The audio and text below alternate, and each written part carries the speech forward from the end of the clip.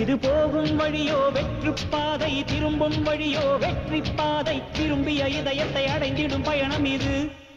கடல் தாண்டும் பறவைக்கெல்லாம் வழியில் மரங்கள் கிடையாது. ஆனாலும் கண்டம் தாண்டும் சிறகுகள் வலிக்காது.